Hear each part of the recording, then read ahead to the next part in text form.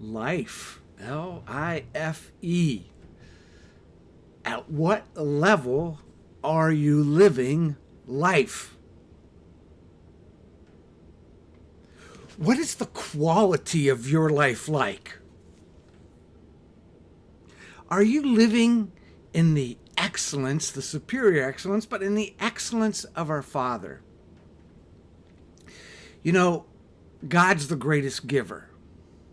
So if you ever think you've given a lot, think again, because God gave up everything for you and I. He who did not withhold his own son, how will he not graciously, freely give us all things?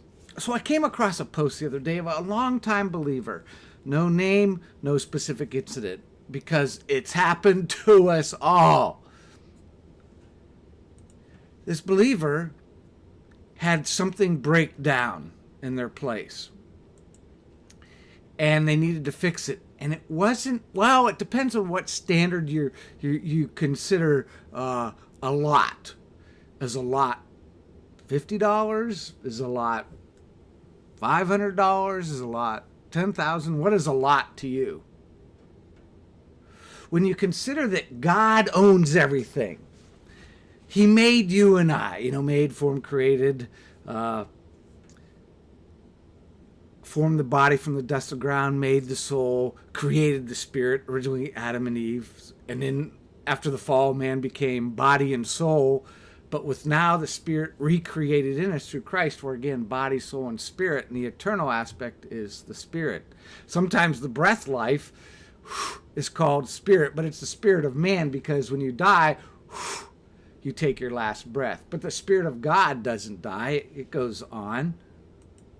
So really, what we want to get to here is, what level are we living? And are we living in a box?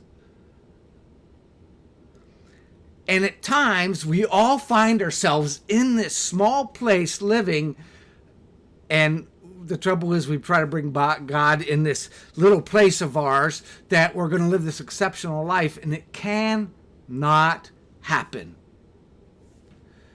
See, there's an Old Testament word that says they limited the Holy One of Israel. It wasn't that God was limited, but the people limited him. Do we understand that? If we put limits on God, the box, we put limits on him, what level can we expect to live at? You and I have no trouble with saying nothing is impossible with God. In fact, Jesus Christ declared it, nothing is impossible with God. But he declared to his followers, Jesus Christ to his followers, you and I, he declared something incredible. He said, nothing shall be impossible to you. And do you know what you do? You start getting out your list and putting them in your box of what's impossible. So you have a need. You have a need, and maybe it is financial. But even if it's financial, I remember an account where a lady came into the furniture store I worked at, and she needed, as I remember, a refrigerator. She needed a refrigerator. And she says, I need this money for a refrigerator. I go, honey, maybe I didn't say honey, I'm not from the South necessarily. Came from the Bible Belt, though. You don't need this money for a refrigerator, $300 worth. You just need a refrigerator. If you can give it to God, he can figure out how to get it to you. I remember that I had always wanted a total gym workout. Who is that guy? Some of you know the guy that advertised the Total Gym. The guy, Texas guy that's like Karate Dude or something. And he had a TV show. He was wore like a cowboy hat. The cool dude. Anyway, he advertised that with some actress or something. And I always wanted one. I know, I could take on the payments and get that item. But I didn't. And a year later, one was given to me. Do you want this? I just gave it to God, and it was within a year. I said a year, but within a year, the item was given to me because I was patient and waited. So are you patiently waiting for God to supply for you, which means it may be instantly or not? So the situation was this person had an item break. And I thought, man, if an item like that broke, I don't want to say it'd be nothing to come up with the finances because it was a little bit amount. But it was like they immediately said, this ain't going to happen. So I made a suggestion to them. I said, you know what I did with my my thingabobber? I'm sorry. My thingy bobber. I removed it because it wasn't needed. And because I had one in the house, it broke. I bought a new one. And after 6 or so years, it broke. I'm not buying another one. So I just put the thing back the way it is normally and said the heck with it because it wasn't needed. Oh my God. Oh, I got to have this. But then we had our water heater was starting to leak and it was going out. Oh my gosh, we're going to need a water heater. So I had the bids come in. $2,000 to $5,000 depending tankless water heater. $2,000 to $5,000. Oh God, that's going to be pretty impossible. But it was like, nope. God, you got this. Well, someone got a hold of me, offered me their wholesale discount as they had a plumbing license, and offered me their wholesale discount. And then a brother came along, and for really nothing, but we gave him something, he helped us install it. So it became less than a third of the cost. Actually, I had a couple estimates. So I was getting a third of the second estimate. It was the first one, it was less than a third. The second one, it was less than half of the cost. And I've got a new water heater. It took us 3 or 4 hours to get it in there. Hey, you're getting to be 60 and over 60. That thing was heavy, and my wife was helping me move that thing. She's the workout queen, man. She's in shape. I'm like, yeah, I better hit the weights. Now, the point is, I want to get this done and get this over with, is that I know how to do this. I remember a minister saying that it was pretty hard to believe for $200 extra a month in ministry.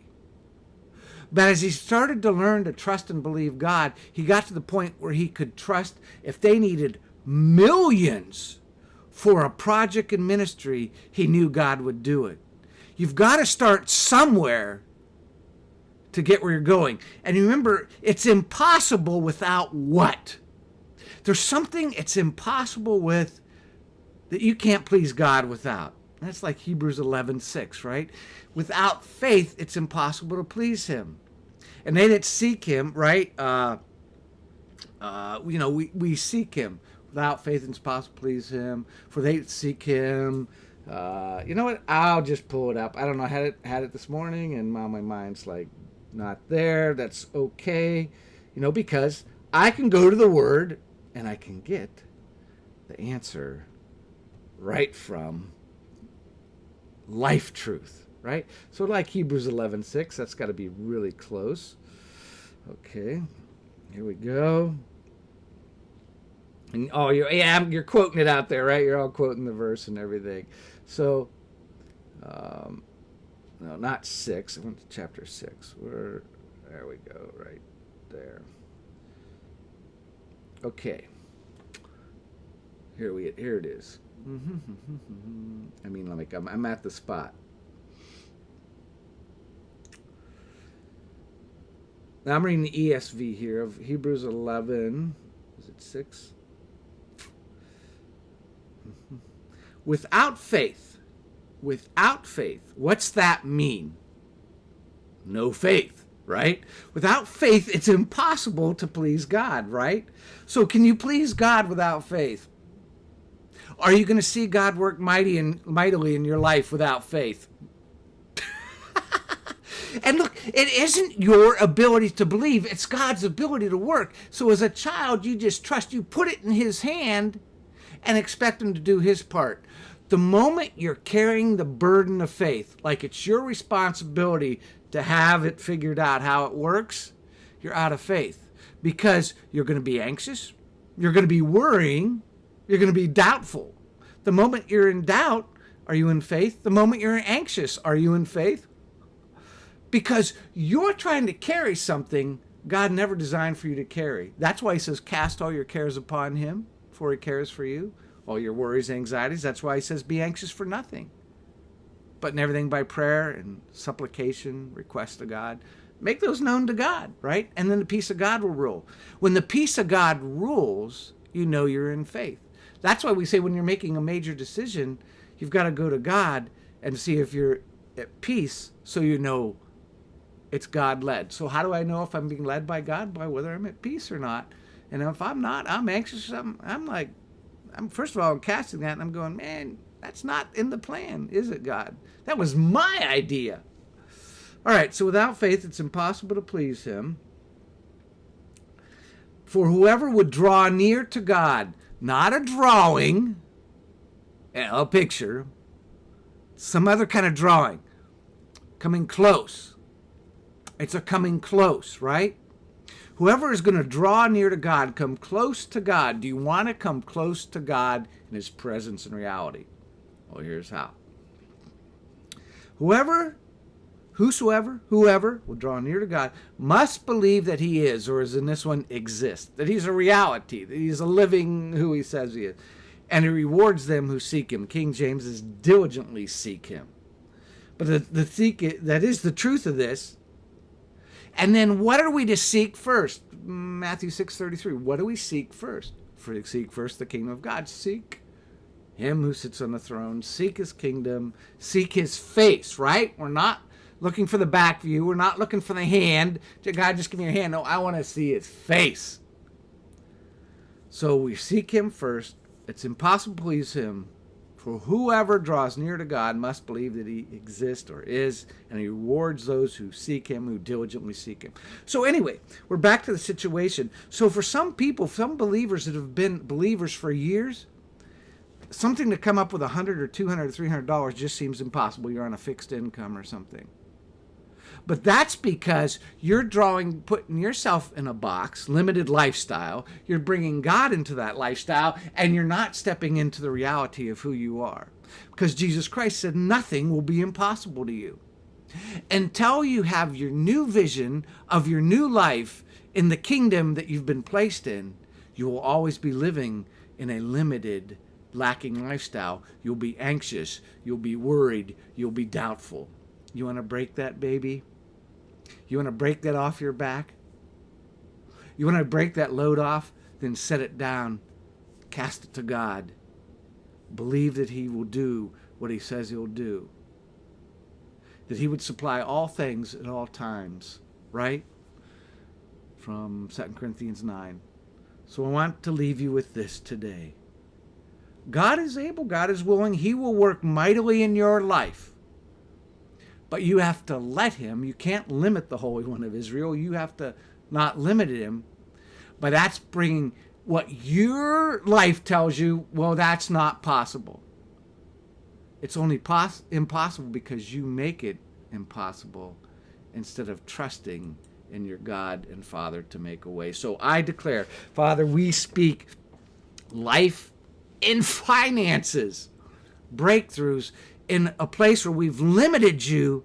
We're now going to stop doing that. We're going to live an unlimited lifestyle. Oh, that doesn't mean I'm probably going to have a Lamborghini or a helicopter or maybe a Learjet. I don't know. But it may not mean I would have some things, but it doesn't mean I couldn't.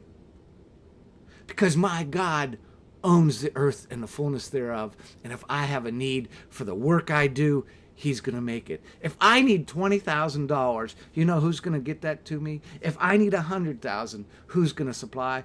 It's going to come because my God owns it and he doesn't hold back. He's not cheap. He's not limited. And he's available to me 24/7, as we say. Better than 7-Eleven or whatever. They're not even on the same page. But we use 7-Eleven thinking, or Dr. Pepper thinking at 10, 2, and 4. Well, God might provide at certain times. No, he's ready, willing, able for you. Are you ready, willing, and able to receive? Because you step into kingdom life and kingdom reality that's already yours, been given to you freely, and God will not hold back any good thing. and you will have sufficiency in all things, at all times, in all places, because God has declared it. Do you get it? Then let's go with it, and let's live it, and let's live free from living in a box lifestyle and limitations of this world. God bless you richly.